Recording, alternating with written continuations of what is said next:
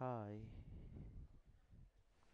મિત્રો, આપણે આ ચેપ્ટર જે છે ઇટ ઇઝ ઘન પદાર્થના યાંત્રિક ગુણધર્મો. એને બહુ ટેકનિકલી ભણવાનું છે.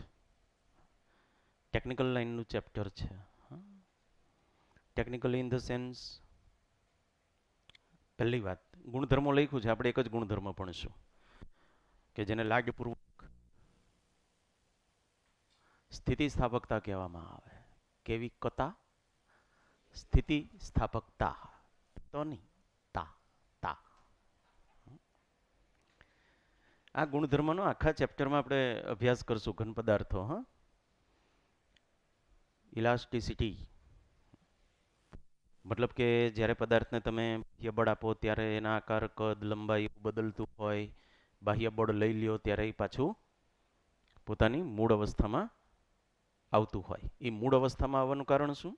તમે જ્યારે એને બાહ્ય બળ આપ્યું ત્યારે એની અંદર પુનઃસ્થાપક બળ ઉદ્ભવે. કેવું? પુનઃસ્થાપક બળ. પણ એ જ્યારે તમે બાહ્ય બળ આપો ત્યારે, અત્યારે દાખલા તરીકે આ પદાર્થ છે તો આમાં પુનઃસ્થાપક બળ ન હોય, પણ જેવું હું એને બાહ્ય બળ આપું ને એની લંબાઈમાં વધારો કરવાની કોશિશ કરું એટલે ઓલું અંદર ઉત્પન્ન થઈ જાય. કોણ? પુનઃસ્થાપક બળ. એ હજી કાર્યરત નથી, હજી તમે એને ખેંચેલું જ છે. તો જ્યારે ખેંચેલી અવસ્થા હોય ત્યારે એ અંદર હોય ખરું, પણ કાર્યરત ન હોય. એ કાર્યરત ક્યારે થાય? જ્યારે હું બાહ્ય બળ લઈ લઉં ત્યારે એ પાછો પદાર્થને પોતાની મૂળ અવસ્થામાં લાવે. મતલબ કે તમે બાહ્ય બળ આપો એની વિરુદ્ધ દિશામાં એનો પ્રતિકાર કરતું બળ ઉદ્ભવે કે જેને કહેવાય પુનઃસ્થાપક બળ. કે જેના આ ગુણધર્મ દરેક પદાર્થમાં હોય છે. ઘન પદાર્થમાં ઓછા વધતા અંશે પદાર્થની જાત ઉપર આધાર રાખે. તમે જે બાહ્ય બળ આપો છો એને બાહ્ય વિરૂપક બળ કહેવામાં આવે. એમાં જે ઉદ્ભવે એને વિરૂપણ કહેવામાં આવે. અને એનો જે પ્રતિકાર કરે એ પુનઃસ્થાપક બળ. તમે બાહ્ય બળ આપો છો એને વિરૂપક બળ કહેવાય. એમાં જે થાય બાહ્ય બળના કારણે એને વિરૂપણ થયું કહેવાય. એના લંબાઈમાં ફેરફાર થાય, કે એના કદમાં ફેરફાર થાય, કે એના આકારમાં ફેરફાર થાય. અને તમે બાહ્ય બળ દૂર કરો ત્યારે પુનઃસ્થાપક બળ કાર્યરત થઈ જાય. મતલબ કે તમે બાહ્ય બળ આપો ત્યારે જે પ્રતિકાર કરતું હોય એ પુનઃસ્થાપક બળ. બાહ્ય બળનો પ્રતિકાર કરે. નહીં, મને ન ખેંચો, છતાંય ખેંચે.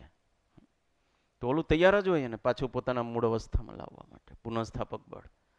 જેવું તમે બાહ્ય બળ લઈ લ્યો એટલે તરત એને પાછું પોતાના મૂળ સ્થાને આ બધા અણુઓને લાવીને મૂકી દે. દાખલા તરીકે આ ઘન પદાર્થ છે, એના અણુઓ ખૂબ નજીક નજીક છે, બધા દોલનો કરે છે. તમે એને આમ બળ આપો એટલે એ અણુ અણુ વચ્ચેના અંતરો વધે, અથવા તો એ અંતરોમાં જો આમ બળ આપું તો એ અંતરો ઘટે. પણ આ વધવાની કે ઘટવાની પ્રક્રિયામાં પુનઃસ્થાપક બળો વિરુદ્ધ દિશામાં ઉત્પન્ન થાય. જ્યારે અંતરો વધે અણુ અણુ વચ્ચેના ત્યારે આ દિશામાં પુનઃસ્થાપક બળો લાગે, અને જ્યારે અંતરો ઘટે ત્યારે આ દિશામાં, વિરુદ્ધ દિશામાં પુનઃસ્થાપક બળો અસ્તિત્વમાં આવી જાય. આવો ગુણધર્મ ધરાવતો પદાર્થ એટલે સ્થિતિસ્થાપક પદાર્થ.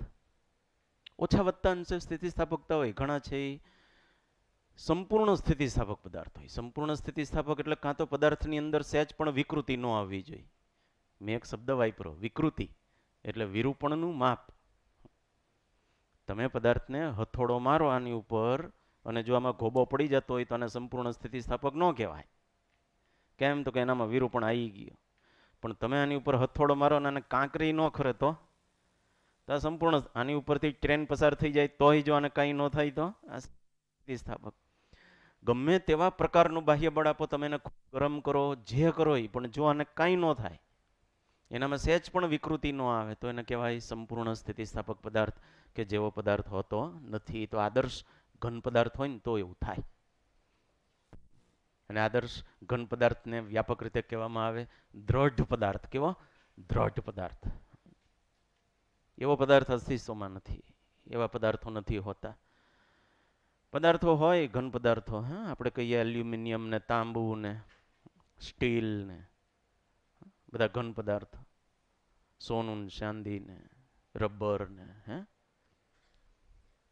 એમાં કંઈક ને કંઈક થોડા ઘણા અંશે સ્થિતિસ્થાપકતા હોય જ. કોઈ સંપૂર્ણ સ્થિતિસ્થાપક નથી.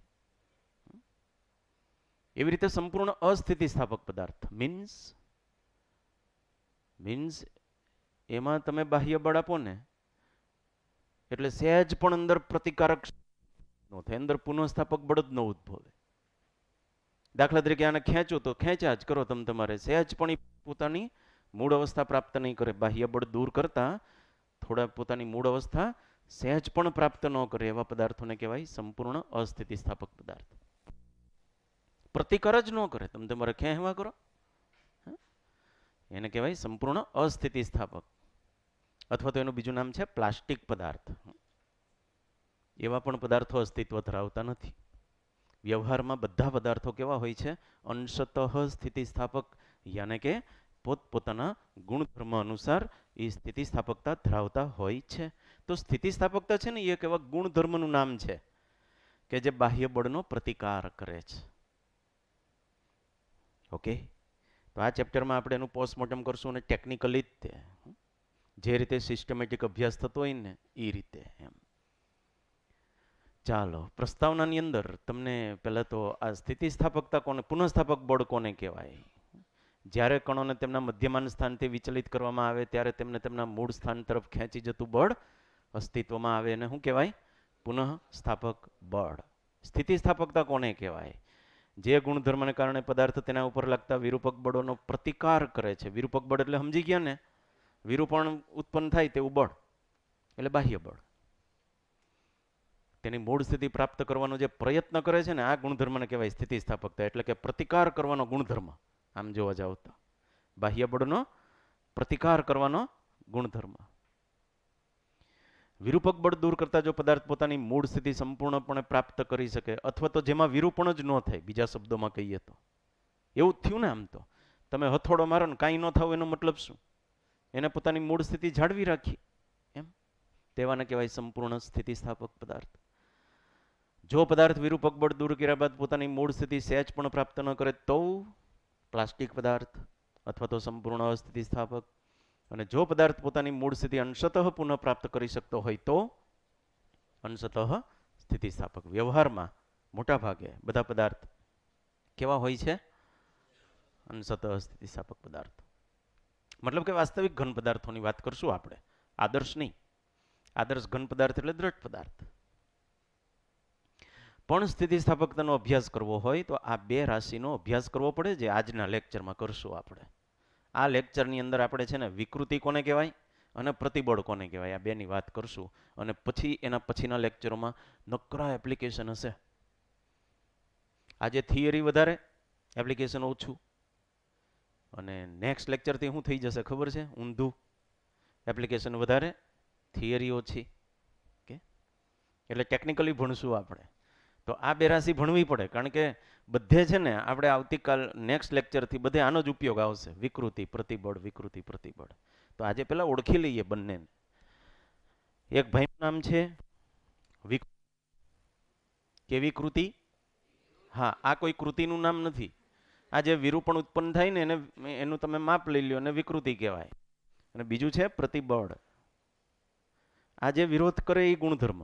પ્રતિબળ છે એમાં પ્રતિ શબ્દ આવે કે તમે બાહ્ય બળ આપો, એનો વિરોધ કરતું એક રાશિ છે જેને કહેવામાં આવે પ્રતિબળ. અને તમે બાહ્ય બળ આપો અને વિરૂપણ થાય છે એનું માપ લઈ લે તો એને કહેવાય વિકૃતિ. તો આ કોનું માપ છે? વિરૂપણનું માપ. આ કોનું માપ છે? પ્રતિકારનું માપ. એટલે આ બે રાશિઓ તો આવે આવે ના આવે. પોસ્ટમોર્ટમ કરીએ. આની સંજ્ઞા છે એપ્સિલોન વ્યાપક, આની સંજ્ઞા છે સિગ્મા વ્યાપક. આના 3 પ્રકાર, આના પણ 3 પ્રકાર. આના જે પ્રકારો હોય એ જ આ પ્રકારો હોય. દાખલા તરીકે અહીંયા હું લખું છું એપ્સિલોન એલ. એલ કર્યો લંબાઈ. લંબાઈમાં વિકૃતિ એટલે કે લંબાઈનો સાપેક્ષ ફેરફાર, બસ એટલું જ. સાપેક્ષ ફેરફાર એટલે સાપેક્ષ ત્રુટિ. સાપેક્ષ ત્રુટિ એટલે આંશિક ત્રુટિ, એટલે કે તમે જે ભણી ગયા એ રાઈટ. આંશિક ફેરફાર પણ કહેવાય. ડેલ્ટા એલ આને શું કહેવાય? લંબાઈનો સાપેક્ષ ફેરફાર. બસ તમે ડેલ્ટા એલ અપોન એલ માપી લ્યો એટલે તમે શું માપી લીધું કહેવાય?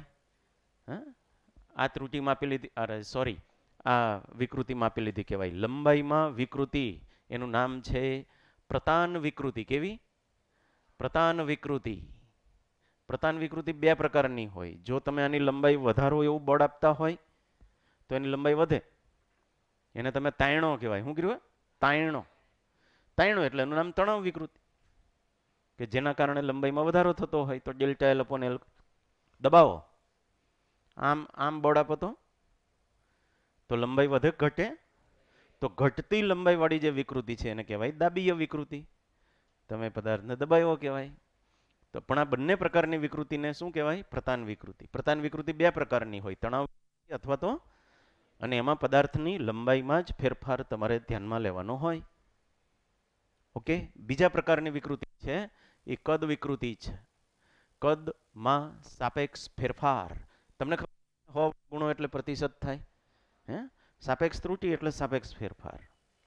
દાખલા તરીકે કોઈ પદાર્થ હોય એનું કદ તમારે ઘટાડવું કે વધારવું હોય તો તમારે એને લંબ રૂપે બળ આપવું પડે ચારે બાજુથી, તો એવું થાય, બાકી ન થાય. દાખલા તરીકે આ લંબાઈ વધારી કહેવાય તો કંઈ એનું કદમાં ફેરફાર ન થાય. અને આની લંબાઈ કંઈ એટલી બધી ન વધે, આ ધાતુ પદાર્થ છે. તમે ઘણું બધું બળ આપો ને ત્યારે જીરી જેવી લંબાઈ વધે. કંઈ રબર થોડો છે, હે?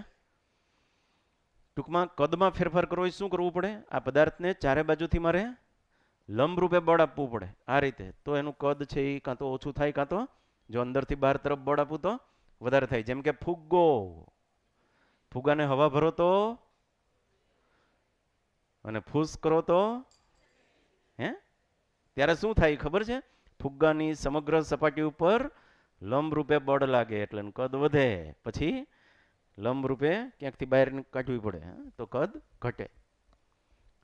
પણ એ કદનો તમે સાપેક્ષ ફેરફાર લઈ લ્યો તો એને કહેવામાં આવે કદ વિકૃતિ. કેવી વિકૃતિ?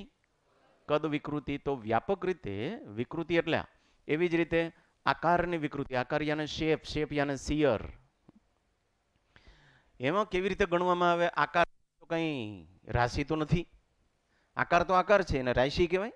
આકારને થોડો માપી શકાય. હું તમને કહું, લ્યો આ નળાકાર છે, માપી લ્યો. નળાકારમાં શું માપવાનું લ્યા?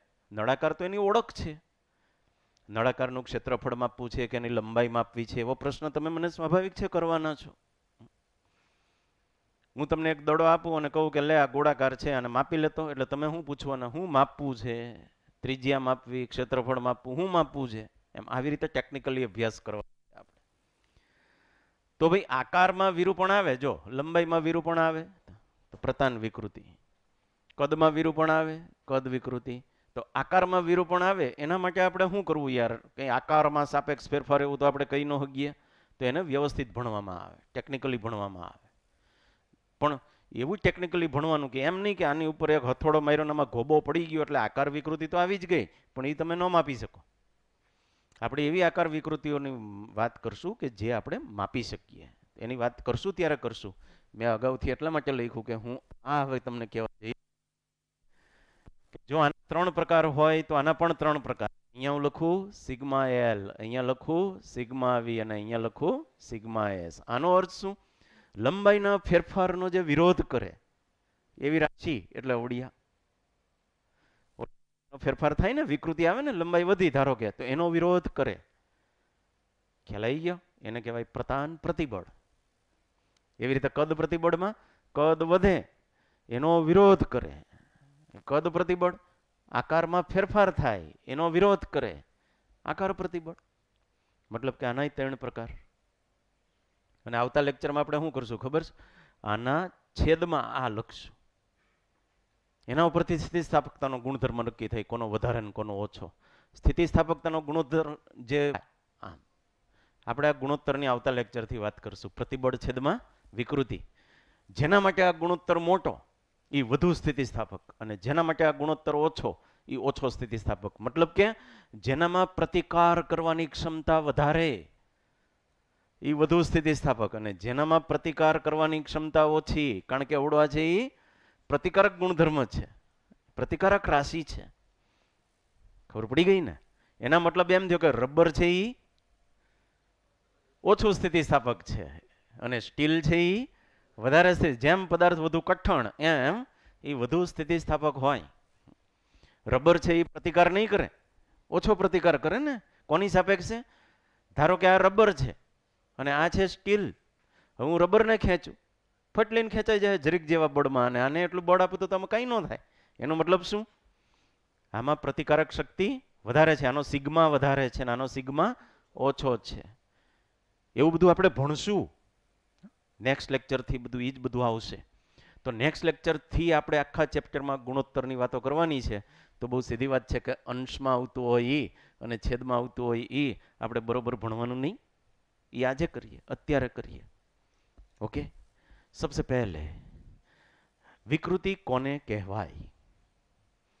પદાર્થ ઉપર બાહ્ય બળ લગાડતા તેની લંબાઈ, કદ કે આકાર બદલાય છે. આવા લંબાઈ, કદ કે આકારમાં થતા આંશિક ફેરફારને વિકૃતિ કહે છે. આ છે ટોપિક 1.2, વિકૃતિ ઇન જનરલ. તો આંશિક ફેરફાર એટલે સાપેક્ષ ફેરફાર. ખ્યાલ આવી ગયો?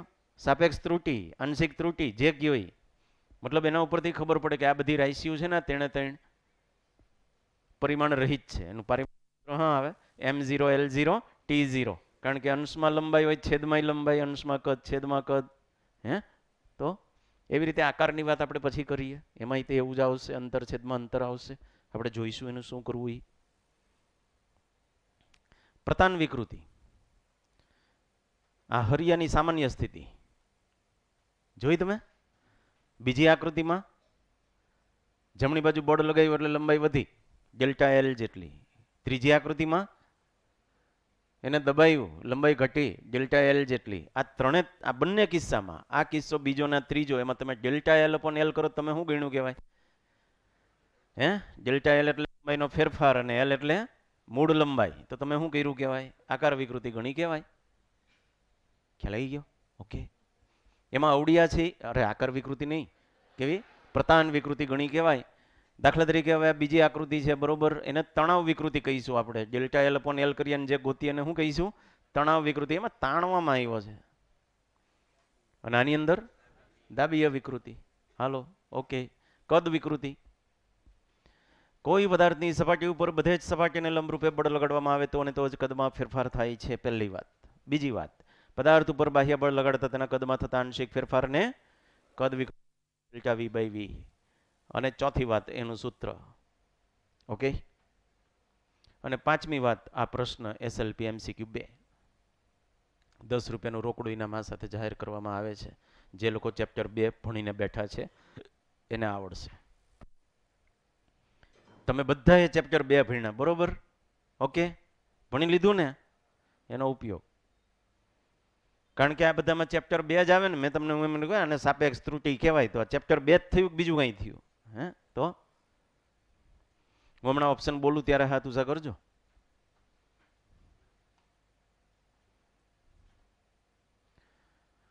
સવારમાં તમારું KBC સ્ટાર્ટ થઈ જાય.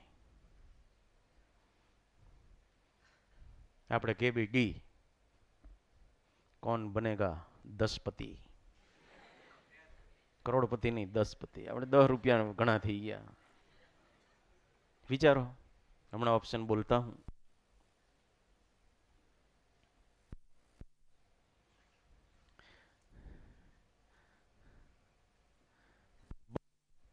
બલ્ક શબ્દ લખ્યો એટલે તમે સમજી શકો. બલ્ક એટલે કદ, બલ્ક વિકૃતિ એટલે કદ વિકૃતિ. હા, કદમાં જે વપરાતો શબ્દ.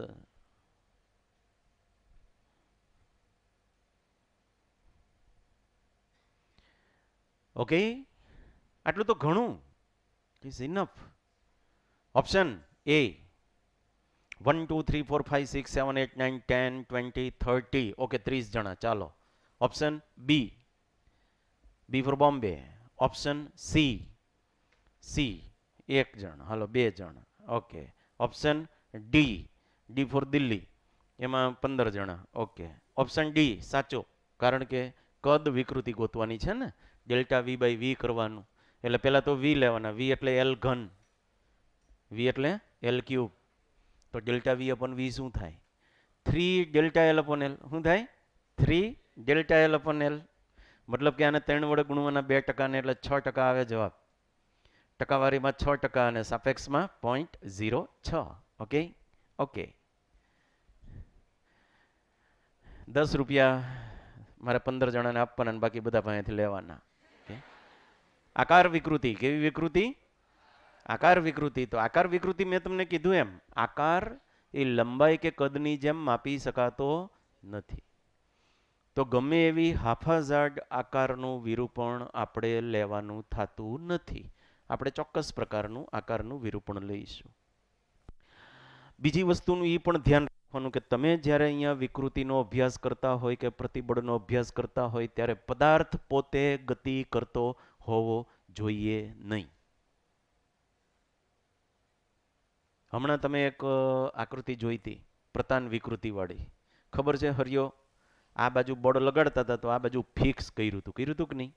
આમ હે ને, જોયું હતું ને? એટલે કે આ પદાર્થ ગતિ કરે નહીં.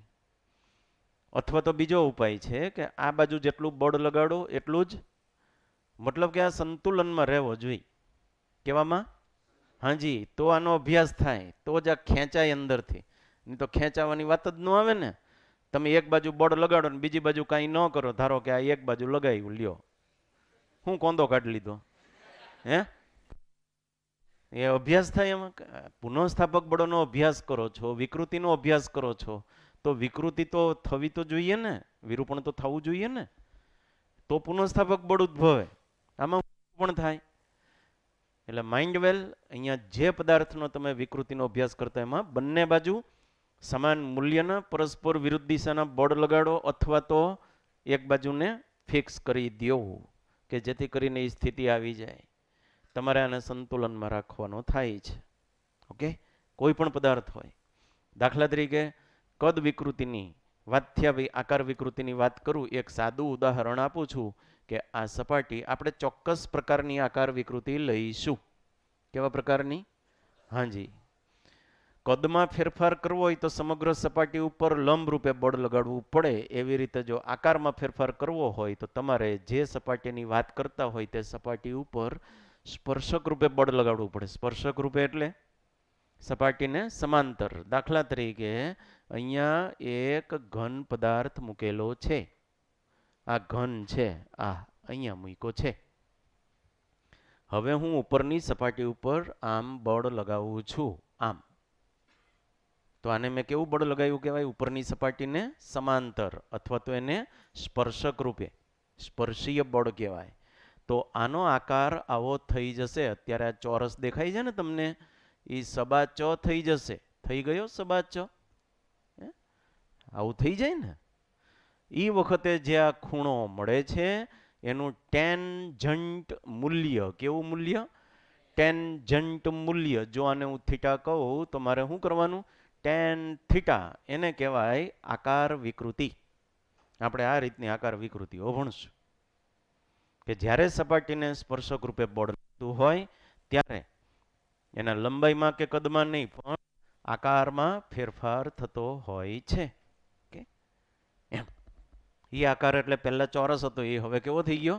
અને એ ગણવા માટે તમારે આ સપાટીમાં કેટલું વિકૃતિ આવી, આ સપાટીમાં વિકૃતિ કેટલી આવી એ ગણવી હોય તો આનું ટેન થીટા ગણવાનું. અહીંયા એક્સ લખું, અહીંયા એચ લખું તો એક્સ અપોન એચ, સામેની બાજુ ભાંગા પાસેની બાજુ. આમે આકાર વિકૃતિ ગણી નાખી કહેવાય. નાનો ખૂણો હોય ને, જો આ ખૂણો નાનો જ હોય, સામાન્યતઃ બહુ બધી વિકૃતિ ન હોય. આ તો મેં બહુ મોટો ખૂણો બતાવ્યો તમને, સહેજ અમથી વિકૃતિ આવે. કારણ કે આમની બધાની હદ હોય સ્થિતિસ્થાપકતાની, દરેક પદાર્થની. કંઈક એનામાં અમુક મહત્તમથી વધારે પુનઃસ્થાપક બળ ઉત્પન્ન ન થાય. એથી વધારે બળ લગાડો તો કાયમી વિકૃત થઈ જાય વસ્તુ. કેવી વિકૃત થઈ જાય? કાયમી. દાખલા તરીકે હું વધારે પડતી આમાં વિકૃતિ આપવા જાઉં તો તમને ખબર ને કે આ હવે પાછો મૂળ સ્થાને ન આવે, બાહ્ય બળ લઈ લ્યો તો એવો ને એવો જ રહીએ. એને શું કહેવાય? કાયમી વિકૃતિ. કારણ કે તમે શું કર્યું હોય? તમે વધારે પડતું બળ લગાડી દીધું, અંદર જે ઉદ્ભવે એનાથી પણ વધારે. મારે તો અત્યારે આ થીટા ગણવો છે એટલે મેં શું કર્યું? X upon H, ten theta કરી નાખ્યા. કારણ કે નાના ખૂણા માટે ટેન થીટા અને થીટાનું મૂલ્ય સરખું હોય છે. તમને જાણકારી ન હોય, હવે તમને ધીરે ધીરે આવી બધું ટેવ પડી જશે. આ થીટા હેમાં લેવાનો? રેડિયનમાં. નાનો ખૂણો એટલે હું તમને એમ કહું 1 અંશ 2 અંશ. હવે આ 1 અંશ એટલે આમ જ થયું જરી જેવું, 2 અંશ એટલે હાવ આમ થયું 0.5 અંશની એવી વિકૃતિ હોય ત્યારે ટેન થીટાનું મૂલ્ય સરખું જ થાય. પણ એ વખતે ધારો કે થીટા 2 અંશ હોય ભાઈ, હે, હવે તમારે આને રેડિયનમાં ફેરવવાનું. એટલે રેડિયનમાં થીટાનું મૂલ્ય તો રેડિયનમાં જ લેવાનું હોય. આપણે અંશ લખીએ, બાકી ખરેખર તો રેડિયનમાં જ હોય. પછી તમારે ટેન થીટા કરવાનું. ટેન થીટા એટલે હું ખબર, ઓલું કોષ્ટક લેવાનું હાથમાં, જોયું? હા, કોષ્ટક જોયું છે તમે લોક ટેબલમાં? પછી ટેન ટુ જોવાના. શું જોવાનું? Ten two. તો તમને આટલું જ મળશે. આ બે હરખા જ છે ઓલમોસ્ટ.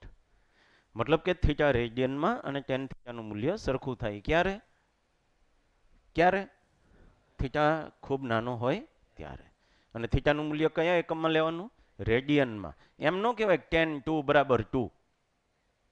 હો, ટેન ટુ બરાબર ઉડવા અહીંયા જે હોય. એટલે હું આને થીટા કહું તો પણ ચાલે, આ આકાર વિકૃતિને, અને ટેન થીટા કહું તો પણ ચાલે. ઓકે મિત્રો, જુઓ આકાર વિકૃતિ 1.2.3. આપણને એક આકૃતિ આપી છે, આકૃતિ એ. એમ લખ્યું છે કે કોઈ નળાકાર હોય, આ નળાકાર એને સ્પર્શક રૂપે બળ આપવામાં આવે. આ લંબાઈ એની L છે.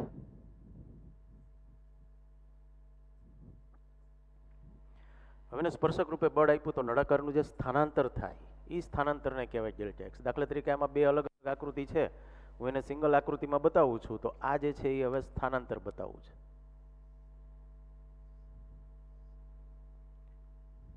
તો અહીંયા જે આ ડેલ્ટા એક્સ છે એ સ્થાનાંતર થયું. આ લંબાઈ અને આ ખૂણો જે છે કે જેને અહીંયા થીટા કહેવામાં આવ્યો, એનું ટેન્જન્ટ મૂલ્ય જે આપણે અહીંયા લખતા હતા ટેન થીટા, એને કહેવાય આકાર વિકૃતિ. પણ આ ખૂણો બહુ નાનો હોય છે. તમે જુઓ કે અહીંયા સંતુલન છે, આપણે આ નળાકારને સંતુલનમાં રાખવાનું. ઉપર તમે સ્પર્શીય બળ આપો છો તો પાછું નીચે નહીં આપવાનું,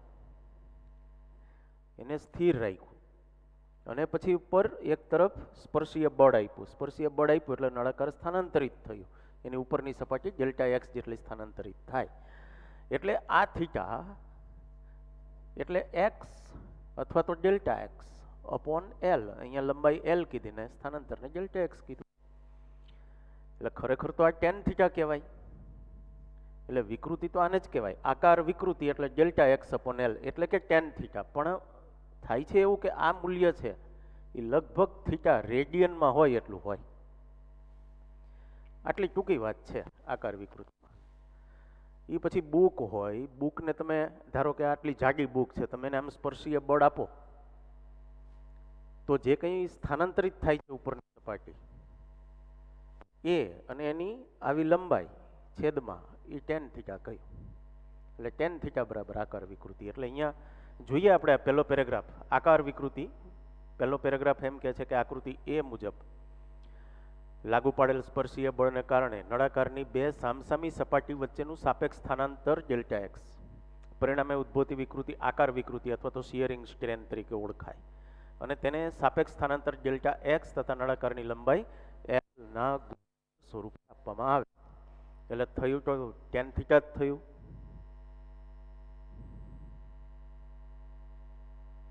પછી બીજો પેરેગ્રાફ એમ કે છે એનું સૂત્ર ten theta delta x upon L, જ્યાં થીટા શિરોલંબ એટલે કે નળાકારની મૂળ સ્થિતિ સાથે નળાકારનું કોણીય સ્થાનાંતર છે. એટલે આને આપણે સ્થાનાંતર કહીએ ડેલ્ટા એક્સ ને, તો આ થયું કોણીય સ્થાનાંતર. બહુ સીધી વાત.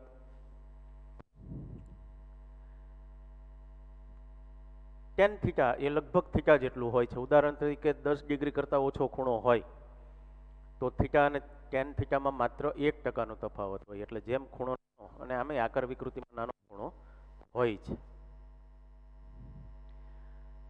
પછી આકૃતિ બી આપી છે. આકૃતિ બીમાં એક બુક બતાવવામાં આવી છે કે આકૃતિ બીમાં દર્શાવ્યા મુજબ જ્યારે પુસ્તકને હાથ વડે દબાવી અને સમક્ષેથી ધકેલવામાં આવે ત્યારે પણ તે જોઈ શકાય છે. સિમ્પલ વસ્તુ છે. આમ આકાર વિકૃતિ એપ્સિલોન એસ એટલે ટેન થીટા ખરેખર તો પણ નિયરલી ઇક્વલ ટુ થીટા. અહીંયા ટેન થીટાને આકારની અથવા તો દ્રઢતાની વિકૃતિ કહેવામાં આવે. એટલે tan theta nearly equal to theta એ મેં અહીંયા તમને વાત કરી, કારણ કે આની વારે વારે જરૂર પડે. તમારે શું હજી શરૂઆત છે એટલે તમને ખબર ન હોય. થીટા રેડિયનમાં તમે લ્યો છો, આ મેં તમને એટલે જ પહેલાં સમજાવી દીધું કે થીટાનું મૂલ્ય તમે જે રેડિયનમાં લ્યો એ ટેન થીટા જેટલું થાય. ઓકે. ECQ 4 પ્રશ્ન વાંચો. પછી હું એને સમજાવું.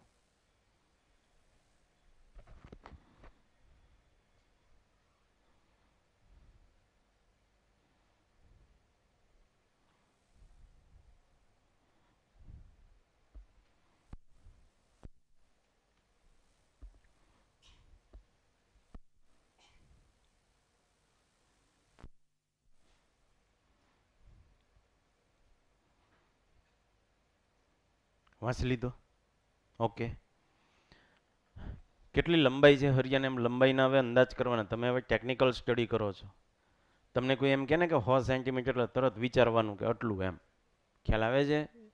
તમને કોઈ એમ કે 4 મિલીમીટર ત્રિજ્યા એટલે સાહેબના હાથમાં જે માર્કર પેન છે ને એવી, એમ આવો હરિયો છે, આની ત્રિજ્યા 4 મિલીમીટર હશે, પણ લંબાઈ કેટલી છે એની? 1 મીટર, 100 સેન્ટીમીટર. હવે શું કર્યું એને? હાણસીથી પકડ્યો, આમ આમ વડ ચડાવ્યો. શું કર્યું જોયું? એક છેડાને હાણસીથી પકડ્યો એટલે આને પકડી લીધો હાણસીથી આમ, અને ઉપરના છેડાને આમ વડ ચડાવ્યો. ઘણા એમ કે હાણસીથી પકડવાની શું જરૂર, એમને વડ ન ચડે? તે નો જ ચડે ને, એમને એમ તો આમ ફર્યા કરે. આપણે એને સંતુલનમાં તો રાખવાનું ને. કેટલો વડ ચડાવ્યો? 30 ડિગ્રીનો. કેટલો? આ આંગળી દેખાય છે આમ, 30 ડિગ્રી આમ. આવું થાય કંઈક કે આ છે હરિયો, આ હરિયાભાઈ, આપણે આને ફિક્સ કરી દીધું હાણસીથી. આ જે છે એ અમસ્ત એની અક્ષ દોરી, આ એનું પ્રારંભિક અવસ્થા, આ રેખા ધારો કે આમ છે. ઓકે. હવે એને તમે ઉપરના છેડાને વડ ચડાવ્યો. વડ ચડાવ્યો કેટલો? 30 ડિગ્રી. આ ખૂણો કેટલો? 30. તો આ છે એ આમ થઈ જાય. થઈ જાય કે નહીં? હે? હવે તમારે આ ગણવાનું. આ ગણો એટલે તમે શું ગણ્યું કે આને ફાઈ કહીએ, હાલો ને. આ જ આકાર વિકૃતિ. tan phi કરવાના. tan phi શું થશે? tan phi શું થશે? ક્યાં હોગા tan phi? આ ભાંગા આ એટલે x અને આ એટલે h. h તમને આપ્યા છે 100 સેન્ટીમીટર. x માં તમને ખબર કે આ ચાપ થવાની, એ શું થવાનું? ચાપ થવાની ઉપરવાળી આમ. હલો, આમ એટલે આ ચાપ. ચાપ એટલે ખૂણો ગુણ્યા ત્રિજ્યા. ચાપ એટલે ખૂણો ગુણ્યા ત્રિજ્યા.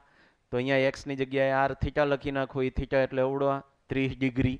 એટલે અહીંયા 30 ડિગ્રી, r તમને આપ્યા 4 મિલીમીટર એટલે 0.4 સેન્ટીમીટર. એટલે 0.4 છેદમાં 100 ગુણ્યા 30 ડિગ્રી.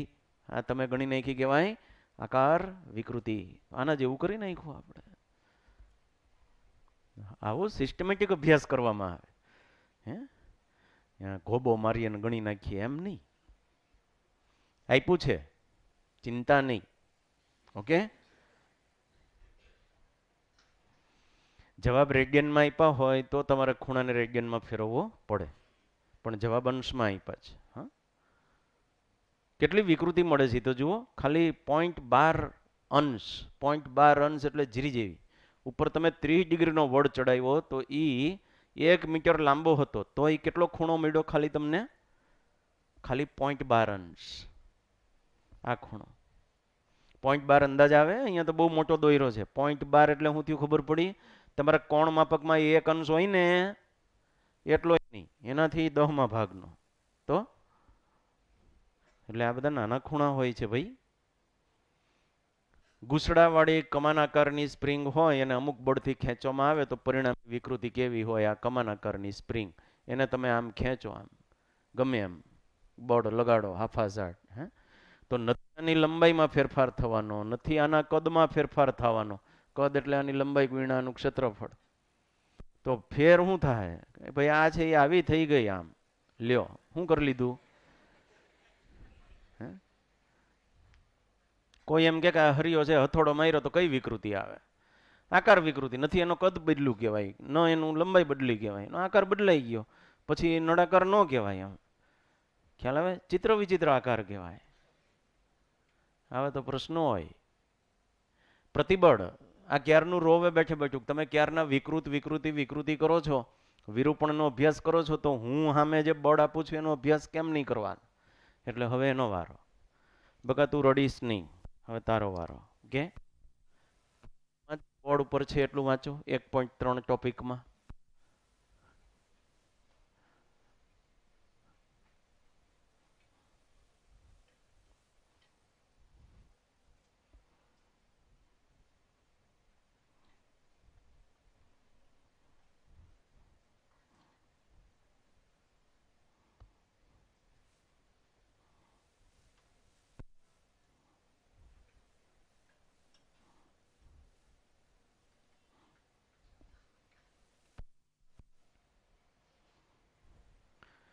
એવી રાશિ કે જેના કારણે બાહ્ય બળનો પ્રતિકાર થાય છે. જો શું લખ્યું? સ્થિતિસ્થાપક પદાર્થ ઉપર લાગેલું વિરૂપક બળ દૂર કરતા તે પોતાની મૂળ સ્થિતિ પ્રાપ્ત કરે છે. આ ત્યારે જ શક્ય બને જ્યારે વિરૂપણનું વિરોધ કરનારું પુનઃસ્થાપક બળ તેમાં ઉત્પન્ન થયું હોય. એટલે આમાં હવે આપણે કોને ધ્યાનમાં લેશું? ખ્યાલ આવી ગયો ને? બચાવનાર. મારનાર કરતા બચાવનાર 1000 હાથ વાળો હોય છે, આપણે એમ કહીએ છીએ ને. તો અત્યાર સુધી આપણે મારવાની વાતો કરી, હવે આપણે એને બચાવવાની વાતો કરી રહ્યા છીએ, યાને કે પ્રતિબળ.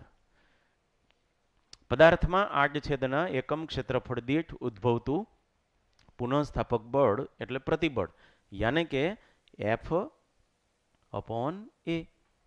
આને કહેવાય પ્રતિબળ. પણ એ છે એ શું છે? આડછેદનું ક્ષેત્રફળ. F છે એ શું છે? પુનઃ સ્થાપક બળ, તેમાં ઉદ્ભવતું. પછી સ્પષ્ટતા કરી, આ વાક્ય બહુ મહત્વનું છે કે જો પદાર્થ પોતે સંતુલનમાં હોય તો બાહ્ય બળનું મૂલ્ય પુનઃસ્થાપક બળના મૂલ્ય જેટલું હોય છે. યાને કે અહીંયા તમે F લખો છો એ કેટલો લઈ લેવાનો? તમે જેટલું બાહ્ય બળ આપો તેટલો. દાખલા તરીકે આ હરિયાને અહીંયાથી ફિક્સ કર્યો ને મેં 10 ન્યૂટન બળ આપ્યું હોય તો મારે પુનઃસ્થાપક બળ પણ કેટલું લઈ લેવાનું? કે જે એની વિરુદ્ધ દિશામાં લાગે દરેક આડછેદ માટે. યાને કે હું એમ કહેવા માંગુ છું કે આ હરિયાને આપણે આમ ખેંચીએ, અહીંયાથી ફિક્સ કરેલો હોય અથવા તો બંને બાજુથી ખેંચીએ તો આ આડછેદ લ્યો કે આવો કોઈ છેદ લ્યો, આ બધા ઉપર પુનઃસ્થાપક બળ જો આ F હોય તો આ પણ કેટલું હોય? F જ હોય. મતલબ કે એ વાક્યમાં લખ્યું છે, ખબર પડી? કારણ કે પદાર્થ પોતે સંતુલનમાં છે, પદાર્થ ગતિ કરતો નથી. તો આજ પછી આપણને એક મોટી ટેકનિક મળી ગઈ. હવે પછી આપણે એપ્લિકેશન કરશું ત્યારે પુનઃસ્થાપક બળનું મૂલ્ય કેટલું લઈ લઈશું? બાહ્ય બળ જેટલું. આ હરિયાના મેં નીચે 10 કિલોનું દળ લટકાવ્યું હોય તો 10 કિલો M ઇન્ટુ G કરું એટલે આની ઉપર મેં વજન લટકાવ્યું કહેવાય. આની ઉપર આટલું બળ લાગે હધો દિશામાં, તો મારે આ બધા ઉપર પુનઃસ્થાપક બળ કેટલું લઈ લેવાનું? એટલું જ તે mg જેટલું, કે જેને તમે તણાવ બળ કયો હો. એ તણાવ બળ એટલે બીજું કાંઈ નહીં, ઇટ ઇઝ અહીંયા પુનઃસ્થાપક બળ. તો મારું શું કહેવાનું છે ખબર છે? અહીંયા એ તમને કહું, આપણે આ પ્રતિકારક બળ છે, પ્રતિબળ છે, તો આપણે એને શું કામ પુનઃસ્થાપક બળ નથી કહેતા? એમ આપણે છેદમાં ક્ષેત્રફળ એવું શું કામ કર્યું? શું કામ હાલ્યું? એટલા માટે કે F તો આ બધા માટે હરખા હોય. નોખું કોણ પડે? એ. દાખલા તરીકે આનું આડછેદનું ક્ષેત્રફળ અલગ હોય, આનું ક્ષેત્રફળ પણ અલગ હોય, અને મારે A1 કહું તો આને શું કહેવું પડે? A2 કહેવું પડે. તો આના માટે પ્રતિબળ જુદા જુદા હોય, પુનઃસ્થાપક બળ ભલે હરખા હોય. ખબર પડી? દાખલા તરીકે આનું પ્રતિબળ તો હું આમ કહીશ F અપોન A1, આનું પ્રતિબળ તો હું શું કહીશ? F upon A2. ખબર પડી?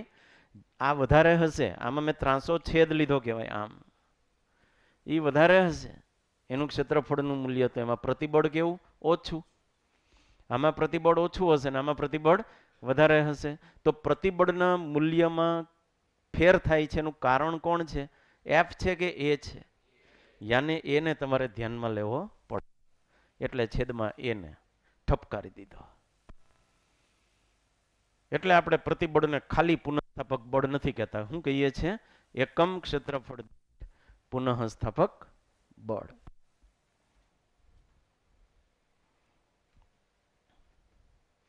તો જો પુનઃસ્થાપક બળ F અને આડછેદનું ક્ષેત્રફળ A હોય તો સિગ્મા એટલે F અપોન A. એનું પારિમાણિક સૂત્ર એટલે જે દબાણનું છે તે, એનું એકમ એટલે જે દબાણનો છે તે. જે રાશિ બળના છેદમાં ક્ષેત્રફળ દર્શાવતી હોય એ બધી રાશિ દબાણ જેવી કહેવાય, દબાણ ન કહેવાય, પણ પારિમાણિક રીતે દબાણ. દાખલા તરીકે અંતર અને સ્થાનાંતર પારિમાણિક રીતે સરખા છે પણ અર્થ નોખા નોખા. ત્રિજ્યા અને વ્યાસ પારિમાણિક રીતે સરખા છે, અર્થ નોખા નોખા. યાદ આવે? નથી આવતું?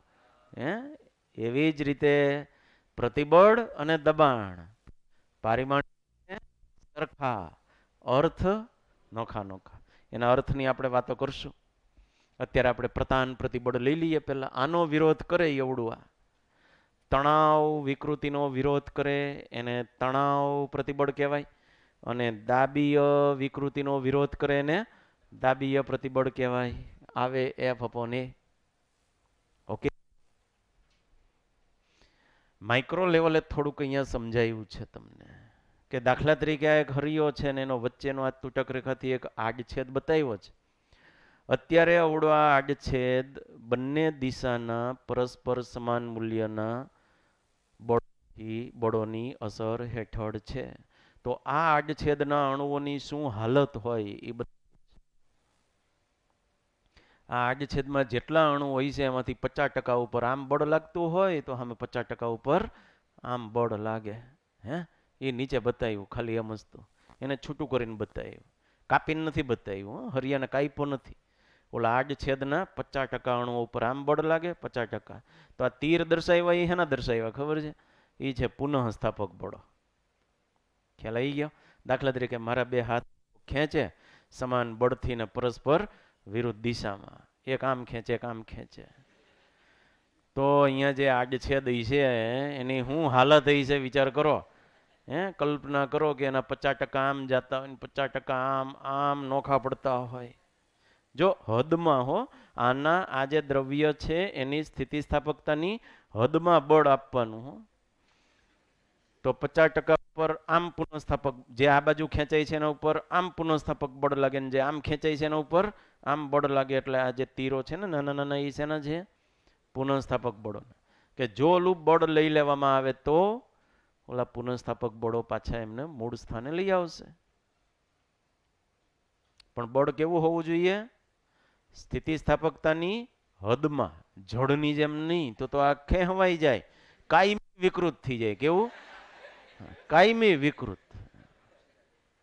તો અહીંયા કાયમી વિકૃતિની વાત નથી. આપણે સ્થિતિસ્થાપકતાનો અભ્યાસ છે સ્થિતિસ્થાપકતાની હદ મર્યાદામાં, હદમાં અથવા તો મર્યાદામાં, એમ એવા બળો માટે વાત કરીશું.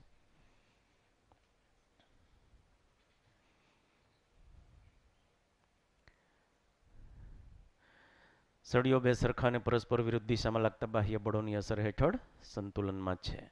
આ સંજોગોમાં આડછેદની ડાબી અને જમણી બાજુએ રહેલા સળિયાના ભાગ આ આડછેદને સમાન મૂલ્યના બળથી પરસ્પર વિરુદ્ધ દિશામાં ખેંચે છે. અવળો આ ભાગ એને આમ ખેંચે, ઓલી બાજુનો ભાગ એને પેલી બાજુ ખેંચે. ખેંચે કે ન ખેંચે? ખેંચે. આવા વેચાયેલા બળો અહીંયા આકૃતિમાં બતાવ્યા છે. જો આને વેચી નાખ્યા, આ છે એને આમ ખેંચે, ઓલું આને આમ ખેંચે. આકૃતિ. આ નાના નાના તીર છે એ શું છે? પુનઃસ્થાપક બળો છે. અહીં સુગમતા ખાતર આડછેદ પાસેના બંને વિભાગો જુદા જુદા દર્શાવ્યા છે. જ્યારે સળિયા ઉપર બાહ્ય બળ લગાડવામાં આવે ત્યારે આંતરઅણુ અંતરોમાં ફેરફાર થાય છે. આથી અણુઓ વચ્ચે એવી રીતે બળો ઉદ્ભવે કે જેના કારણે તેઓ ફરીથી પોતાની સમતોલન સ્થિતિમાં આવવાનો પ્રયત્ન કરે. આ બળો એટલે પુનઃસ્થાપક બળો, જે આકૃતિમાં નાના તીર વડે દર્શાવ્યા છે. પુનઃસ્થાપક બળો દરેક જોડકાના અણુઓ વચ્ચે ઉદ્ભવતા હોવાથી તે સમગ્ર આડછેદ ઉપર સમાન રીતે વહેંચાયેલા હોય છે. બાહ્ય બળની અસર હેઠળ પદાર્થમાં પેદા થતા વિરૂપણને કારણે ઉદ્ભવતું પુનઃસ્થાપક બળ જુદા જુદા આડછેદ માટે સમાન હોય છે, પરંતુ આવા આડછેદના ક્ષેત્રફળ જુદા જુદા હોવાથી પ્રતિબળ જુદા જુદા થાય. યાદ આવ્યું? આડછેદના મૂલ્યો જુદા જુદા હોવાથી પ્રતિબળના મૂલ્યો જુદા જુદા થાય. એટલે આડછેદનો ઉલ્લેખ અનિવાર્ય છે, કરવો જ પડે. આ તણાવ પ્રતિબળની વાત કરીએ એવી રીતે આ કિસ્સો છે એ કેવો છે? દાબીય પ્રતિબળનો. જુઓ જોઈ, જોયું? ઊંધું થઈ ગયું બધું. તો એમાં દાબીય વિકૃતિનો વિરોધ થાય. ઓલામાં તણાવ વિકૃતિનો વિરોધ થતો, તો આમાં દાબીય વિકૃતિનો વિરોધ થાય એટલે દાબીય પ્રતિબળ. કદ પ્રતિબળ 1.3.2. પહેલું વાક્ય. ધારો કે પદાર્થ ઉપર લાગતું બળ પદાર્થની સમગ્ર સપાટી ઉપર લાગે છે અને સ્થાનિક રીતે આ બળો સપાટીને લંબ અને ક્ષેત્રફળ ખંડના સમપ્રમાણમાં છે. સાંભળો, દાખલા તરીકે આ એક દડો છે, એની ઉપર છે અવાજ, આવાજ આની ચાહીએ. તો આ બળોને શું કહેવાય ખબર છે? સ્થાનિક રીતે, એટલે કે જે તે જગ્યાએ સપાટીને લંબ. આ જગ્યાએ અવડું આ સપાટીને લંબ બળ છે, આ જગ્યાએ, આ જગ્યાએ, દરેક જગ્યાએ સ્થાનિક રીતે, એટલે કે તે જગ્યાએ આ બળો કેવા હોય? સપાટીને લંબ હોય. અને સાથે સાથે ક્ષેત્રફળ ખંડના સમપ્રમાણમાં. દાખલા આટલું ક્ષેત્રફળ ખંડ લ્યો તો ઓછું બળ, વધારે લ્યો તો વધારે બળ, એનાથી વધારે લ્યો તો એથી વધારે, મૂલ્ય વધતું જાય. જોયું તમે બળનું? તમે જેમ જેમ મોટી સપાટી લ્યો એમ એમ એ બળનું મૂલ્ય પણ વધતું જાય. તો પહેલું વાક્ય સમજણ, ક્ષેત્રફળ ખંડના સમપ્રમાણમાં, એટલે ખબર પડી કે જેમ મોટું ક્ષેત્રફળ તેમ આ બળનું મૂલ્ય વધારે. પદાર્થ ઉપર આવા બળો લાગતા પદાર્થના કદમાં ફેરફાર થાય છે અને પરિણામે કદ પ્રતિબળ ઉદ્ભવે. હવે આવું બળ લાગે એટલે કદમાં ફેરફાર થવાનું. હે, કદમાં ફેરફાર થયો ભાઈ એટલે સામે કોણ ઉદ્ભવે? હવે જે ઉદ્ભવે એ દોરું. કોણ ઉદ્ભવે? હે, કોણ ઉદ્ભવે? પ્રતિબળ. કે નહીં? એવા પ્રતિબળને શું કહેવાય? આ બધા પુનઃસ્થાપક બળના તીર કિરામે. જેટલું બાહ્ય બળ એટલું જ તો એ લાલ તીર છે એ બધા શું દર્શાવે? એનો વિરોધ. પુનઃસ્થાપક બળો. ક્ષેત્રફળ તો એટલું જ અપોન એ એટલે ક્ષેત્રફળ. તો પદાર્થ ઉપર આવા બળો લાગતા પદાર્થના કદમાં ફેરફાર થાય, પરિણામે કદ વિકૃતિ ઉદ્ભવે. જ્યારે પદાર્થને કોઈ તરલમાં ડૂબાડવામાં આવે ત્યારે આવી પરિસ્થિતિનું નિર્માણ થાય. કારણ કે તરલનો એક ગુણધર્મ છે, ભણશો ભવિષ્યમાં પણ અત્યારે જાણી લ્યો. કોઈ પણ તરલ હોય ને એનો એ ગુણધર્મ છે કે એની અંદર કોઈ પદાર્થ આવે એટલે ચારે બાજુથી ચોંટી પડે. મતલબ કે ચારે બાજુથી બળ લગાડે એની ઉપર. મતલબ કે અત્યારે અવળો આ પદાર્થ ક્યાં હશે? તરલમાં હશે. ખ્યાલ આવ્યો? તો એવું થાય કે એની સપાટી ઉપર દરેક જગ્યાએ સપાટીને લંબ બળ લાગે. જો તરલમાં રહેલા પદાર્થ ઉપર લાગતું દબાણ પી હોય, હવે તમે જો આને આની અહીંયા જે દબાણ છે એને તમે પી કહી શકો. જો તમે એને પી કહેતા હોય તો તમને ખબર છે પી એટલે એફ અપોન એ. એમાં આ એફ પણ કેવું હોય? સમગ્ર સપાટીને લંબરૂપે. દબાણમાં શું હોય? દબાણમાં તમે જે એફ અપોન એ કહો છો ને, બળના છેદમાં ક્ષેત્રફળ, એમાં બળ કેવું હોય છે? તો જ એને દબાણ કહેવાય. સમગ્ર સપાટીને લંબ રૂપે હોય છે. એમાં પણ દબાણમાં ગમે તે બળના છેદમાં ક્ષેત્રફળ એટલે દબાણ ન થાય. હા, માઇન્ડ વેલ. દબાણની અંદર પણ કેવું બળ લેવાનું હોય છે? ફરજિયાત સપાટીને લંબ રૂપે. અને કદ પ્રતિબળ કે કદ વિકૃતિમાં પણ કેવું બળ હોય છે? સપાટીને લંબ રૂપે. એનો મતલબ કે તમે અહીંયા પી એફ ને કરતા બનાવો તો તમે પી ગુણ્યા એ લખી શકો કે નહીં? દાખલા તરીકે મારે આ બળનું મૂલ્ય ગોતવું હોય તો મારે શું કરવાનું? જે દબાણ છે એ લઈ લઉં, એને ગુણ્યાનું ક્ષેત્રફળ લઈ લઉં. એટલે સિગ્મા એટલે એફ અપોન એ. એમાં હું એફ ની જગ્યાએ પી એ લખી શકું. કારણ કે આ બળ છે એ કેવું છે? આ બળ છે કેવું છે?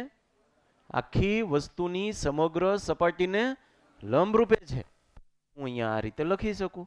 મતલબ કે કદ પ્રતિબળ અને દબાણ એ બંને સમાન રાશિઓ થઈ. એ બંને કેવી રાશિ થઈ? સમાન રાશિઓ. બીજા કોઈ પ્રતિબળ અને દબાણ છે એ સમાન રાશિઓ નથી. ઓકે, દાખલા તરીકે હું તમને એમ કહું કે અવળું આ એક હરિયો છે, એનું આખાનું ક્ષેત્રફળ એટલે એ, અને અંશમાં જો હું આને ચારે બાજુથી આ રીતે બળ લગાડતો હોય ને લંબ રૂપે, તો એ બળ લઉં તો એને દબાણ કહેવાય. ખ્યાલ આવે છે? તો આવડું આ શું થઈ ગયું કહેવાય? દબાણ કહું તોય ચાલે અને કદ પ્રતિબળ કહું તો પણ ચાલે. પણ આ ઉપરવાળા અને નીચેવાળા તીર હું કાઢી નાખું. મતલબ કે આ સપાટી ઉપર કોઈ લંબ રૂપે બળ નથી લાગતું. હું ખાલી આ બે બળો આ રીતે લાગતા હોય અને ધ્યાનમાં લઉં તો એને પછી કદ પ્રતિબળ ન કહેવાય, એને દબાણ પ્રતિબળ ન કહેવાય, એને ખાલી પ્રતિબળ કહેવાય. કારણ કે સમગ્ર સપાટીને લંબરૂપે બળ લાગતું નથી કે જેથી કદમાં ફેરફાર થાય. સમગ્ર સપાટીને લંબરૂપે બળ લાગતું હોય કે જેથી કદમાં ફેરફાર થાય તો અને તો જ એને કદ પ્રતિબળ કહેવાય અથવા તો દબાણ કહેવાય. એમ દબાણ છે ને એ એક વિશિષ્ટ પ્રકારનું કદ પ્રતિબળ છે મિત્રો. આકાર પ્રતિબળ, કેવું પ્રતિબળ? આકાર પ્રતિબળ. તો અહીંયા તો હું એફ અપોન એ કરીશ. અહીંયા એફ લંબ, એફ સ્પર્શક રૂપે ટેન્જન્શિયલ. દાખલા તરીકે આકાર વિકૃતિ ભણ્યા, એનો વિરોધ કરે આકાર પ્રતિબળ. હે બકા?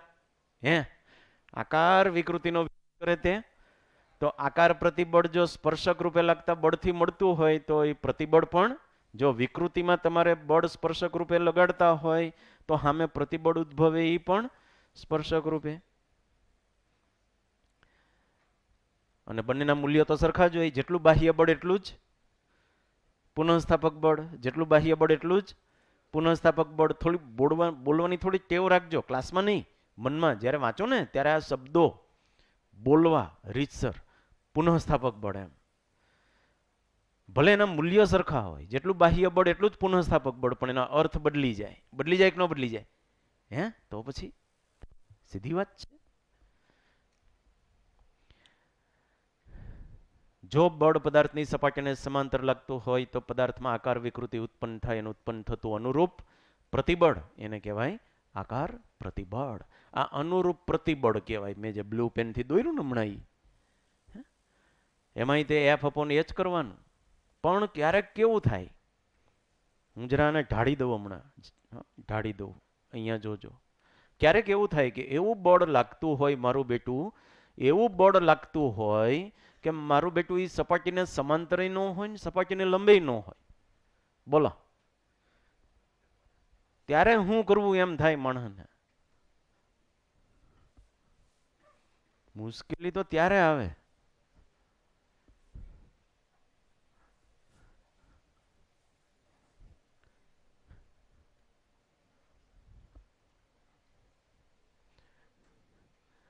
આજે જેટલી વધારે થિયરી કરું છું ને એટલું જ નેક્સ્ટ લેક્ચરમાં આપણે ઓછી કરશું. હાવ નાનકડી એક થિયરી ને પછી નકરા દાખલુડી દાખલુડી દાખલુડી, મસી ક્યુ નકરા. મોજ આવી જાય તમને. વાહ, શું ટેકનિકલ અભ્યાસ છે એવું થાય. અને અત્યારે એવું જ થાય. જોજો હું તમને એક વાત કહું. તમને આપણે છે ને રોજબરોજના લાઈફમાં સપાટીને સમાંતર સ્પર્શક રૂપે બળ આપવાનો આપણી પાસે ટાઈમ નથી હોતો કે આ માર્કર પેન છે ને આને આમ બળ આપીએ, નવરા નથી. હે પણ થઈ જતું હોય. કેવી રીતે? તમે ગમે તે દિશામાં કોઈ એવી દિશામાં બળ આપો છો કે જે નથી સપાટીને સમાંતર કે નથી સપાટીને લંબ. દાખલા તરીકે આ હરિયો, હવે આ હરિયાને આમ ફિક્સ કરી દીધો, પછી આમ બળ આપ્યું તમે. હવે આમાં થાય શું ખબર છે? આમાં આ તો સદીશ રાશિ રહી ભાઈ બળ તો. એટલે તમે એના બે ઘટક લેવાના, એક આમ એક આમ. અવળું આ બળ તમે જે લગાડો છો એ સપાટીને સમાંતરે નથી ને લંબે નથી, પણ એના ઘટકો તો છે. આ ઘટક છે એ કેવો? સપાટીને સમાંતર. અને આ ઘટક કેવો? હવે આના કારણે આની અંદર તણાવની અસર આવે અને આના કારણે આની અંદર આકાર વિકૃતિ આવે. હે કે નહીં? મતલબ કે અવળા બળની અસર હેઠળ અવળા પદાર્થ છે એ આમ જવા કરે, કરે કે નહીં? અને આ બળની અસર હેઠળ અવળા પદાર્થ છે એ આમ જવા પ્રયત્ન કરે. મતલબ બંને પ્રકારના પ્રતિબળ ઉદ્ભવે. બંને પ્રકારની જો વિકૃતિ ઉદ્ભવતી હોય તો બંને પ્રકારના કઈ બે પ્રકારની વિકૃતિ આવી? તણાવ વિકૃતિ પણ આવી અને આકાર વિકૃતિ. તો બે પ્રકારના પ્રતિબળ તમને મળી શકે. જો તમે સિગ્મા એલ ની વાત કરો, તમારે આને ધ્યાનમાં લેવાનું અને અપોન એ કરવાનું. આ એ એટલે આનું આડછેદનું ક્ષેત્રફળ. જો તમે સિગ્મા એસ ગોતવા હોય તો તમારે અવળું આ બળ ધ્યાનમાં લેવાનું ને અપોન એ કરવાનું. ભાઈ મતલબ કે અવળિયા સપાટી ઉપર તણાવ પ્રતિબળ તો કે આટલું, અવળિયા સપાટી ઉપર આકાર પ્રતિબળ તો કે આટલું. પણ હવે પ્રશ્નમાં તો મેં તમને આનું મૂલ્ય આપ્યું છે કે ભાઈ ધારો કે આ છે એ 50 ન્યૂટન છે. હે તો અહીંયા કઈ 50 થોડા લખાય, અહીંયા 50 નો લખાય. તો આપણે કરવું હું હવે પ્રશ્ન એ ઉદ્ભવ. ત્યાં એક ખૂણાને વ્યાખ્યાયિત કર્યો કે તમે છે ને, કારણ કે આમાં તો એવું છે ભાઈ, હું આ ખૂણાને વ્યાખ્યાયિત કરું કે આ ખૂણાને વ્યાખ્યાયિત કરું એ તે વિચારવા જેવું ને. જો હું આને થીટા ખૂણો કહી દઉં તો તમે અહીંયા લખી શકો એફ કોસ થીટા અને અહીંયા લખો એફ સાઇન થીટા. અને જો હું આને થીટા વ્યાખ્યાયિત કરું તો તમે અહીંયા શું લખી શકો એફ કોસ થીટા, ને અહીંયા શું લખાય એફ સાઇન થીટા. એટલે થીટા મહત્વનો રહેશે. ત્યાં છે ને એને વ્યાખ્યાયિત કરવામાં આવ્યો કે તમારે થીટા કોને કહેવો, ઉપરવાળાને કે નીચેવાળાને. ત્યાં એમ કીધું કે બળની દિશા અને ક્ષેત્રફળ સદિશ વચ્ચેનો ખૂણો. તમે જે સપાટી લેતા હોય એ સપાટીનો ક્ષેત્રફળ સદિશની જે દિશા હોય તે અને બળની દિશા વચ્ચેના ખૂણાને તમારે થીટા કહેવું. એટલે તમારા માટે એક નવી વાત આવી. ક્ષેત્રફળના મૂલ્યમાં તો તમને વાંધો નથી કે આનું ક્ષેત્રફળનું મૂલ્ય એટલે પાય આર સ્ક્વેર, પણ આના સદિશની દિશા કેવી રીતે લેવાની હોય તો એનો એક વ્યાપક વાત કરું છું કે કોઈ પણ સપાટી હોય ને એનો ક્ષેત્રફળ સદિશ સપાટીને લંબ બહારની તરફનો લેવો. પાછું રિપીટ, જે સપાટી હોય એનો ક્ષેત્રફળ સદિશની દિશા સપાટીને લંબ બહારની તરફ. તો હવે મને કહો ઉપરવાળો ખૂણો લો કે નીચેવાળો? નીચેવાળો. યાને કે આ થઈ બળની દિશા અને આ થયો ક્ષેત્રફળ સદિશની દિશા વચ્ચેનો ખૂણો, એને કહેવાનું થીટા. એટલે હવે મને ખબર પડી કે અહીંયા લખાય એફ કાસ થીટા અને અહીંયા લખાય F sine theta. Okay, F cos થીટાને કારણે તણાવની અસર, એફ સાઇન થીટાને કારણે આકારની અસર. બે પ્રકારના પ્રતિબળ મળી જાય. તો આ થીટા છે ને એ હવે કોની વચ્ચેનો ખૂણો? બળની દિશા અને ક્ષેત્રફળ સદિશની દિશા વચ્ચેનો ખૂણો. ક્ષેત્રફળ સદિશની દિશા હંમેશા સપાટીને લંબ બહારની તરફ, અને એનું મૂલ્ય કેટલું લેવાનું? જેટલું ક્ષેત્રફળનું હોય તેટલું. ઓકે, હવે આપણે જોવી એવું પણ શક્ય છે કે પદાર્થ ઉપર લાગતું બળ પદાર્થની સપાટીને લંબ કે સમાંતર ન હોય. અહીંયા સીધો થીટા લખી નાખ્યો છે એટલે ગોખવાનો નથી. આગળ એનો ઉલ્લેખ આવશે. આ કિસ્સામાં ઉપરની આકૃતિમાં દર્શાવ્યા મુજબ બળના સપાટીને લંબ દિશામાં અને સમાંતર દિશામાં ઘટકો વિચારી શકાય. અહીં આકૃતિમાં સળિયા ઉપર લાગતું બળ દર્શાવેલ છે. આ બળ ક્ષેત્રફળ સદિશ સાથે થીટા ખૂણો બનાવે છે. જોયું? ઉલ્લેખ આવી ગયો. થીટા ખૂણો કોને કહેવાનો? આ બળની દિશા અને ક્ષેત્રફળ સદિશની દિશા વચ્ચે જ, એને જ થીટા કહેવાય.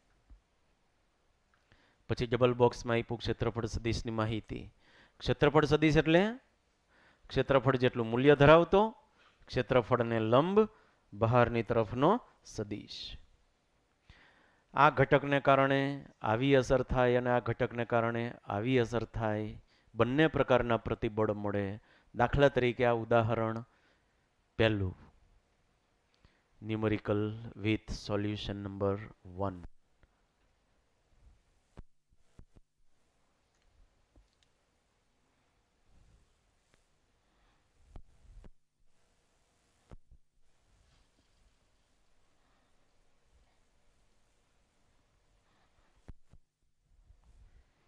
આકૃતિ એમાં આર્ટ છે, આપણે મોડર્ન આર્ટ.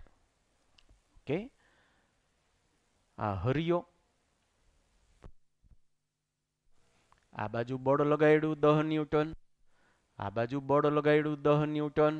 ઓકે, બેમાંથી એકને ધ્યાનમાં લેવાનું છે. બીજી બાજુ લગાવવાનું કારણ શું? સંતુલનમાં રહીએ એટલે. આ એક આડછેદ કે જેને નામ આપ્યું પી ક્યુ, અને આ એક છેદ જેને નામ આપ્યું પી આર. આપણે પી આર માટે શું ગોતવાનું છે? આ ખૂણો આપી દીધો છે જેને હું કહું એક્સ, આ બળને હું એફ કહું, આ આડછેદનું ક્ષેત્રફળ એને હું એ કહું. પીઆર માટે બે વસ્તુ પૂછી. હું પૂછું? એક તો પૂછું આ અને બીજું પૂછું આ. જુઓ, પણ કયા છેદ માટે? PR છેદ માટે. એટલે આપણે હારી તરત ખબર પડી કે આમાં તો F અપોન એ જ આવે એટલે છેદમાં એ તો આવશે જ. કોનું ક્ષેત્રફળ આવે? PR નું ક્ષેત્રફળ હે ને. PR માટે ગોતો છો તો અહીંયા પણ PR નું ક્ષેત્રફળ એવું તો આવશે આવશે ને આવશે જ. એ કેવી રીતે ગણવું? પહેલી વાત ઈ ત્યાં જ તે મોટી તકલીફ. બળબડની વાતો તો પછી કરીએ. પહેલા PR નું ક્ષેત્રફળ ગણવું કેવી રીતે? મારા બેટાએ ઓલો ખૂણો આપી દીધો છે અને એ આપી દીધું છે. તો હું છે ને હું એક કામ કરું. આ કેટલો ખૂણો આપ્યો છે? 30 નો આપ્યો. એક cos 30 પાસેની બાજુ ભાંગા પાસેની બાજુ ભાંગા કર્ણ એમ થાય કે ન થાય? થાય કે ન થાય? કોઈ પણ કાટકોણ ત્રિકોણ હોય આમ હોય તો આ થીટા હોય તો આ પાસેની બાજુ આ કર્ણ. પણ અહીંયા બાજુ નથી. બાજુને બદલે કોણ છે? આખી સપાટી છે કે નહીં? તો પછી આપણે PQ નું ક્ષેત્રફળ છેદ R નું ક્ષેત્રફળ એમ લઈ શકાય. હાલો એટલે આપણને PR નું ક્ષેત્રફળ મળી ગયું.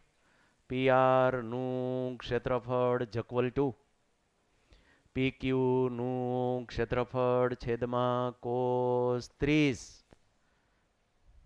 કે જેને મેં અહીંયા x કીધું છે તો એને આપણે થીટા કહી. અહીંયા લખી નાખો, અહીંયા 30 આવે. એનું મૂલ્ય કેટલું છે? 10 સેન્ટીમીટર સ્ક્વેર અને આ છે √3/2 એટલે 2/√3 ગુણ્યા 10⁻⁴ મીટર સ્ક્વેર તો કરવું પડે. ઈ આપણે આ મૂલ્ય છે અહીંયા પણ મૂકવાનું છે અને આ મૂલ્ય છે એ અહીંયા પણ મૂકવાનું છે. હવે વાત આવે અંશની. છેદની તો પતી ગઈ બેયના. અંશમાં અહીંયા શું આવે? FL. અહીંયા શું આવે? FT. પણ આની અંદર જે પુનઃસ્થાપક બળ ઉદ્ભવે છે કે જે આટલું જ હોય એ પુનઃસ્થાપક બળ નથી આ સપાટીને લંબ એટલે FL ની જગ્યાએ કે નથી આ સપાટીને સમાંતર એટલે FT ની જગ્યાએ પણ નહીં લખાય. બોલો શું કરશું? અહીંયા તમે શું ભણ્યા? યાદ કરો. બે ઘટક. હાલો, એક ઘટક છે એ આ સપાટીને લંબ કે જેને હું નામ આપીશ FL. આ ઘટક સપાટીને સમાંતર જેને નામ આપું FT. હવે બીજું શું શીખ્યા એ કયો? થીટા કોને કેવો? F અને ક્ષેત્રફળ સદિશ. તો ક્ષેત્રફળ સદિશ અવડાનો આ છે કે આ હોય? ઉપરવાળો. મતલબ કે આપણે આને શું કહેશું? થીટા કહેશું કે નહીં? યાને કે અહીંયા શું લખાશે? F cos theta. અહીંયા શું લખાશે? A/cos x. ઈ જ છે ને? ચાલે ને? પણ હું કહું x શું કામ લખું? થીટા જ ન લખું? આ બે હરખા જ હોય લે. ઓલો ખૂણો ને ઓલો ખૂણો હરખા જ હોય. કેવી રીતે કહું? જો આ થીટા છે તો આ 90 - થીટા થાય કે નહીં? પાક્કું? આ 90 - થીટા હોય તો આને 90 - થીટા થવું પડે કે નહીં? કારણ કે આ યુગમ કોણો છે. કેવા કોણો છે? એકબીજાના યુગમ કોણો. હવે આ 90 - થીટા હોય, આ 90 હોય તો આને થીટા નો થવું પડે હે? કારણ કે આ ત્રિકોણનો ટોટલ તો 180 થવાનું. પડી હજમણ? મતલબ કે ત્યાં મેં x લખ્યું ત્યાં હું થીટા લખી શકું? એ બંને ખૂણા સરખા હોય. યાને કે અહીંયા હું જો 30 લખી શકતો હોય તો અહીંયા પણ 30 જ લખાય. અહીંયા F sin theta upon A/cos theta. વ્યાપક રીતે જો તમારે FL ગોતવો હોય તો અહીંયા 10 લખાય અને cos 30 કરાય. ખ્યાલ આવી ગયો? FL એટલે શું? અહીંયા આપણા કિસ્સામાં 10 ન્યૂટન ગુણ્યા cos 30 એટલે √3/2 કરો એને ગુણ્યા 10 એ તમારું FL થયા. આટલા ન્યૂટન. અને FT માં F sin થીટા યાને કે 10 ગુણ્યા sin 30 યાને કે 10 ગુણ્યા યાને કે 5 ન્યૂટન. તો જ્યાં જ્યાં હું FT લખું છું ત્યાં ત્યાં તમારે 5 ન્યૂટન લખવાનું. પણ હું જરા વ્યાપક પરિણામ બાજુ ધક્કો મારી રહ્યો છું કે ભાઈ આનું સાદરૂપ આપો તો વ્યાપક રીતે તમને F cos square theta upon A મળે. આનું સાદરૂપ આપો તો વ્યાપક રીતે તમને F sine 2 theta upon 2 A મળે. બોલો કેવી રીતે? એવી રીતે કે અવળા કોસ થીટા અહીંયા આવે એટલે સાઇન થીટા કોસ થીટા થાય. પછી અંશ અને છેદને 2 વડે ગુણી નાખો એટલે 2 સાઇન થીટા કોસ થીટા થઈ જાય. 2 સાઇન થીટા કોસ થીટા એટલે સાઇન 2 થીટા. ઓકે, એટલે આ થીટા બબે જગ્યાએ આવે એ આપણને પસંદ નથી. અહીંયા સાઇન થીટા લખીએ ને પાછું કોસ થીટા લખીએ. હું નવરાજી થીટાના બબે મૂલ્યો જોવા. એટલે આપણે શું આઈડિયા કર્યો? અંશ અને છેદને 2 વડે ગુણી કાઢ્યા. 2 વડે ગુણી કાઢ્યા એટલે અહીંયા થઈ ગયું સાઇન 2 થીટા. હવે તમે આ થીટા 30 આપ્યો છે એ આમાં આમાં મૂકી દો ને, ડાયરેક્ટ જવાબ આવે. એ આપ્યો એ મૂકી દો. આ જો 3 જ છે. આ 3 માહિતી આપી છે એ 3. આ થીટા એ એફ, થીટા એ એફ. એ એટલે શું? કાં તો પી ક્ષેત્રફળ એમ કહેવાય અથવા તો સળિયાના આડછેદનું ક્ષેત્રફળ. આડછેદ એટલે બિલકુલ લંબાઈને લંબ હોય ને એવો છેદ એને આડછેદ કહેવાય. આને આડછેદ ન કહેવાય, આમ છેદ કહેવાય, આને આડછેદ ન કહેવાય. આડછેદ અવળો આ છે કે જેનો ક્ષેત્રફળ તમને એ આપ્યું છે. તો મિત્રો આ આકૃતિ સમજણ માટે આપી. Theta 90 minus theta 90 minus theta theta. બાકી બધું પીઆરનું ક્ષેત્રફળ મેળવ્યું. પછી એફએલ લખ્યા, એફટી લખ્યા.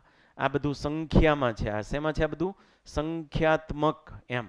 અને આ છે એ સંજ્ઞાત્મક. કેવું? સંજ્ઞાત્મક. કે પ્રશ્નમાં એફ આપ્યો છે, એ આપ્યો છે, થીટા આપ્યો છે. એ એટલે પીક્યુનું ક્ષેત્રફળ એટલે કે સળિયાના આડછેદનું ક્ષેત્રફળ. તો તણાવ પ્રતિબળ અને આકાર પ્રતિબળ કેટલા થશે? તો આ રહ્યું તણાવ પ્રતિબળ, આ રહ્યું આકાર પ્રતિબળ. આ જ દાખલો ગણવાનો. પણ જ્યાં જ્યાં તમે આંકડાઓ લીધા હોય ત્યાં શું લઈ લેવાનું? સંજ્ઞા. તમે જ્યાં 10 સેન્ટીમીટર સ્ક્વેર લ્યો ત્યાં 10 સેન્ટીમીટર સ્ક્વેર નહીં લખવાનું. શું લખવાનું? એ. તમે જ્યાં 10 ન્યૂટન લ્યો ત્યાં 10 ન્યૂટન નહીં લખવાનું. શું લખવાનું? એફ. અને જ્યાં 30 લખતા હોય ત્યાં 30 નહીં લખવાનું. શું લખવાનું? થીટા. એટલે એનું સોલ્યુશન થશે. બિલકુલ એનો જવાબ આ રીતે આવશે. આમાં આપ્યો છે. મતલબ કે ન્યુમેરિકલ 1 ના સૂત્રોનો જ સીધો ઉપયોગ. ઓકે, તમે આ સૂત્રનો સીધો ઉપયોગ એમસીક્યુમાં કરી શકો. નેશનલમાં આ મહત્વનું હોય કે ગમે તે મૂલ્ય આપ્યા હોય થીટાના એના અને થીટા એ અને એફ ગમે તે આપ્યા હોય તમે આના ઉપરથી વ્યાપક ગણી શકો ને. તો એને ભારણ નહીં સમજતા. સંજ્ઞાત્મક હોય એટલે ભારણ નહીં રાખવાનું. તમારે વિચારવાનું કે હવે ગમે તે મૂલ્ય આપ્યા હોય વાંધો આવે નહીં. ઓકે, મળીએ તો પછી નેક્સ્ટ લેક્ચરમાં.